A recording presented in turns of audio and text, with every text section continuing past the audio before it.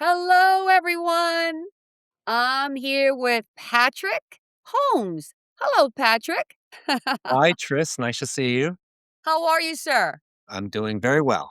Okay, good, good. So, Patrick, you spent like 33 years in leadership roles at Pfizer. When you look back at that, what do you feel prepared you for your next chapter? Because you are your next chapter right now. Yeah, that's right. That's right. So I think maybe two kind of parts of my career are turning out to be really important. Um, One is particularly in the second half of my time at Pfizer, I changed jobs a number of times. So I became pretty resilient, and I had to learn a whole bunch of new skills and new kind of techniques at work, and I think that helped me prepare for the new challenges that I was going to see kind of after Pfizer. So that's one. Secondly, through my work, I built Mhm. a very good network. And in the end, and you'll probably see throughout our discussion, that network turned out to be really, really important as I've started to kind of dive into my next chapter. And a lot of that, not all of it, but a lot of that had to do with my work at Pfizer. It was a very public, particularly the last job I had was a very public role. So I really had a very strong network, and I continue to build that and rely on that network today. Great. I mean, I've never met anyone who's worked for a pharmaceutical company, let alone Pfizer, which happens to be such a big company. But Patrick, I don't like that word retirement. So I prefer to call it like the second act because, like I tell all my guests who come on, I say, retirement to me means you're dead. You're Right. retired, right? You're dead. Right. So let's talk about second act. This is gonna be your second act. So you're part of and the reason why I wanted to have you on is because you're going to London and to be part of Lifeline. And Lifeline is a musical that tells the story of Alexander Flemings, who happened to be Trisha, I just who lost you. discovered penicillin, correct? How did this project come into life? Okay, I'm sorry. I literally just lost you for about 20 seconds. Do you want me to keep on going or? Okay. Yes. I said, how did this project of Lifeline come into life? I mean, this is the theater show about Alexander Fleming discovering penicillin. Yes, that's right. So for me, I had kind of two separate tracks in my background that met right after I retired. One of them was at Pfizer, the global health policy team that I led. Uh-huh. Antibiotic resistance was one of the topics that we led for Pfizer. And in fact, there was a newsletter, and this will make sense in a second. There was a newsletter that I subscribed to by an outside investigator. This is one of the few actually newsletters that were professional newsletters that I stayed subscribed to when I left the company. And that'll make sense in a second. And then secondly, very late in life, due to kind of a local charity that I work with, I discovered that I could actually carry a tune. Oh, And okay. yeah, I've done a fair amount of singing over the last 5 or 6 years. And literally about 6 weeks after I retired, the newsletter announced a call for auditions to be part of a chorus for this new musical called Lifeline. And, I thought to myself, wow, this is an opportunity that I could have never expected. Right. So I signed up for the auditions. I went into New York and I auditioned, and they offered me a role in the chorus. That's basically how it happened. And it would have never happened if I had not started singing somewhat later in life, and if I Right. had not stayed connected to that newsletter that I read literally like right after I retired. Right, right.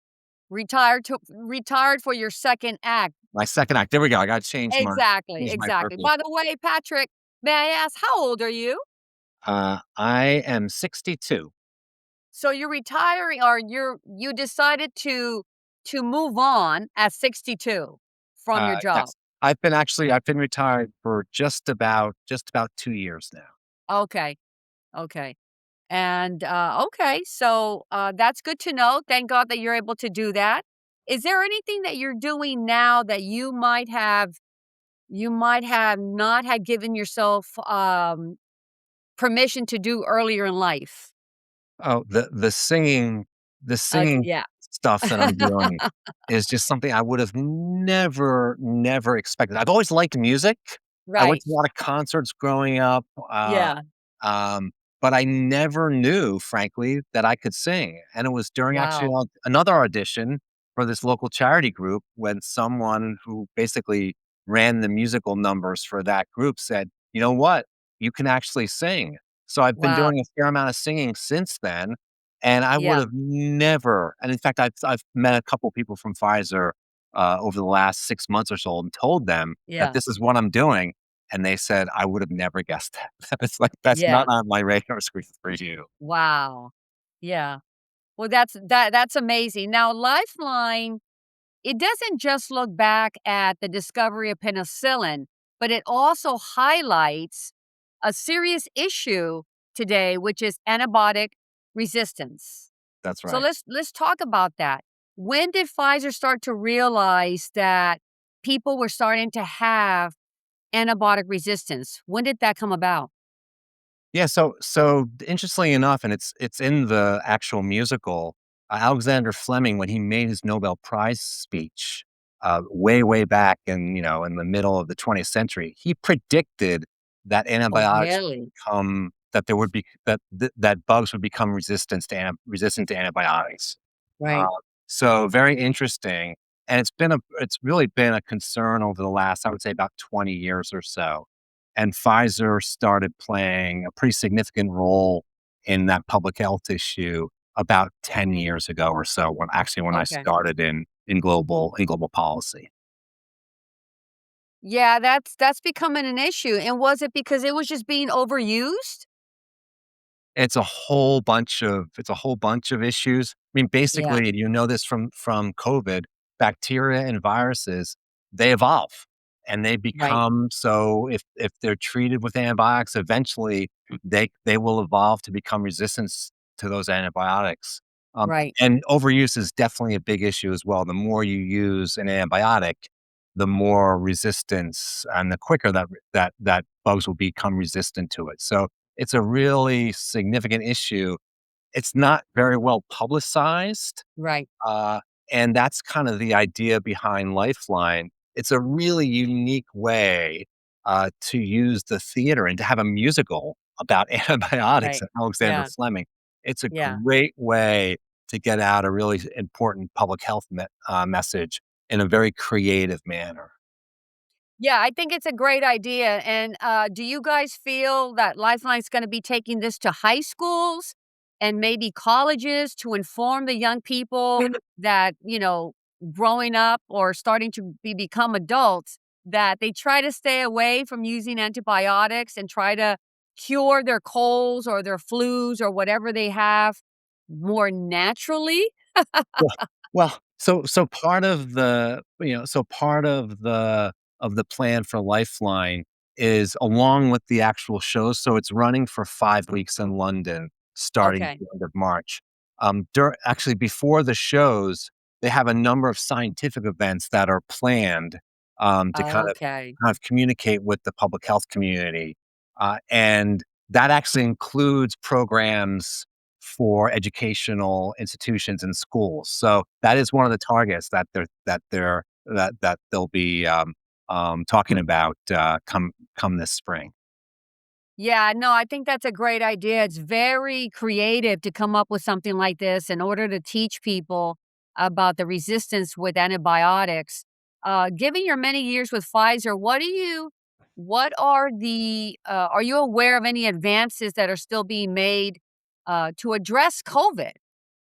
whether through vaccines, through treatments, or maybe some long-term protections.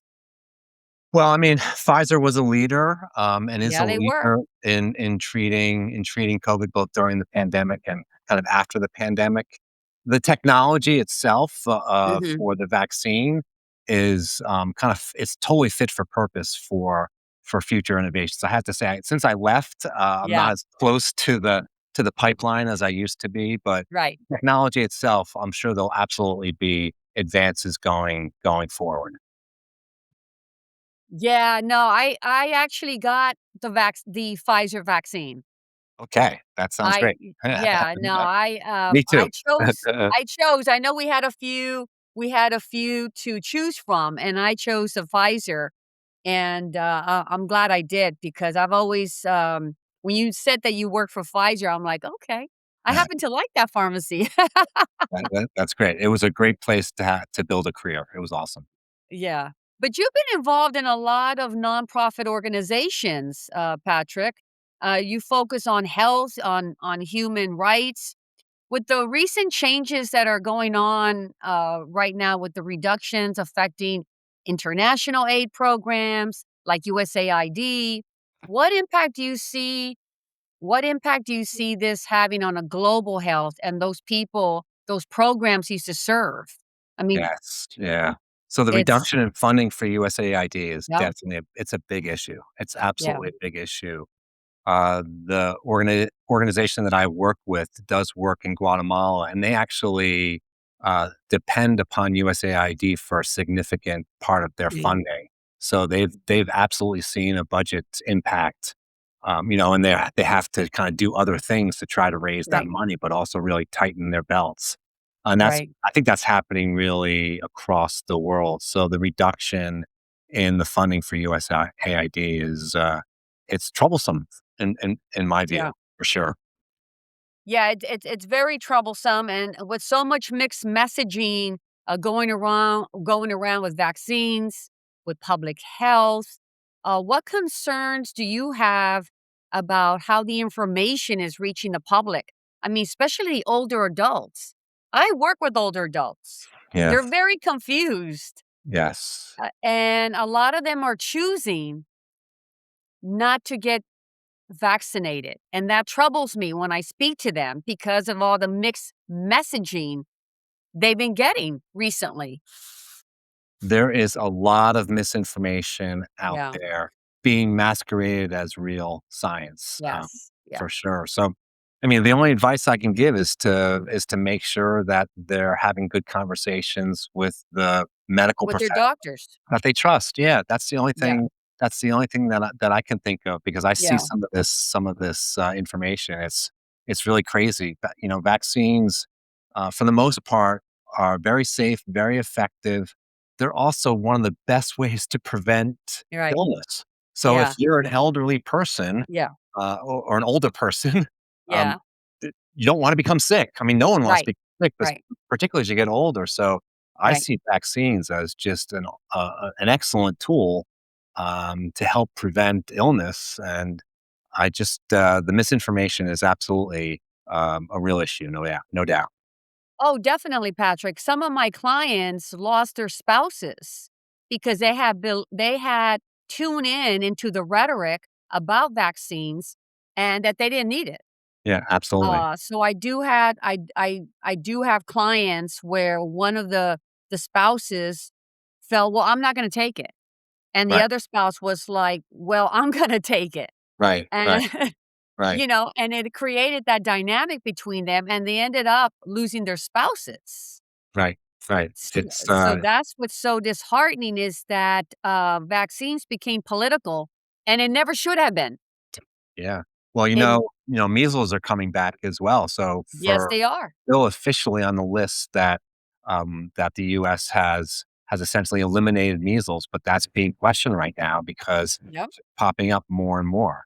And that's a very easily preventable illness. Right, and I believe some babies, some children already have died because Yes. of the Right. misinformation. That's right. Yeah, so, I feel that people should really talk to their doctors, they should believe their doctors, turn off the TV, Don't listen to rhetoric that it doesn't have proof. First of all, doesn't have proof, and it's not science-based, Right. you know, Absolutely. Absolutely agree. because I am dealing with a lot of, seniors, and I want them to be safe, you know? But, tell me, for some people who are listening and who want to stay informed but not overwhelmed, about global health issues, what is one thing that you think people should really understand better? Yeah, I think the most important you actually just covered this is to the Yeah, most important thing to do is find sources of information that right. you can trust. So Yeah, definitely, your doctors are very good sources of information. The CDC generally has been a very, very good source of information as well. Um, Now there are changes at the CDC as I was well just that, gonna say, wasn't the sa what yeah, there's Patrick, changes there too. wasn't I just gonna say, wasn't the CDC also cut? That that's true, and there's a lot of changes there Yeah, as well. I yeah, think generally they're still reasonably trustworthy, but, hopefully that won't change over time.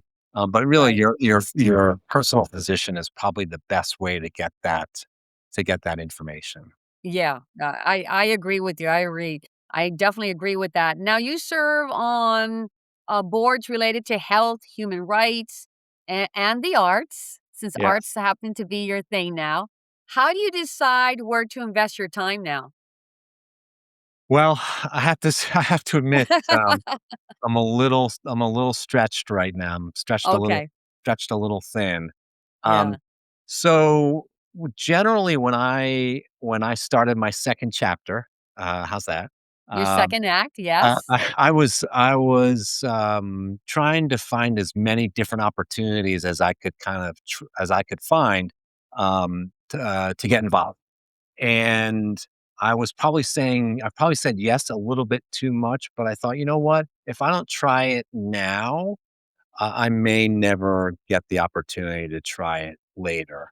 So I'm involved in all these different areas because I wanted to see what they were like, and I wanted to potentially spend more time working with those different areas.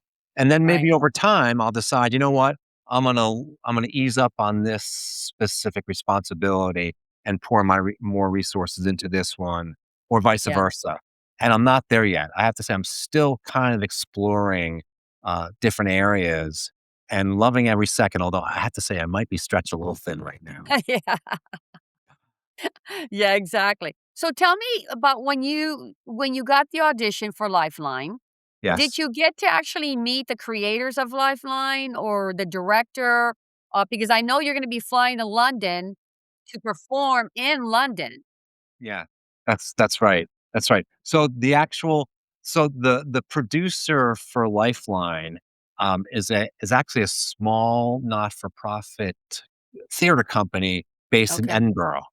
And it's run by this guy named Robin Hiley, and Robin is also the lead musical director for okay, Lifeline. So it's a pretty small shop, yeah, and they're the brains and the creative genius behind the musical, and they right, all came to the auditions in New York. So they were all there, and so I've met all of them, and now I've built kind of strong relationships with all of them as well. For London, for the people that were potentially auditioning that were from the US. They actually yeah. did that remotely, so we sent in recordings. Oh, okay.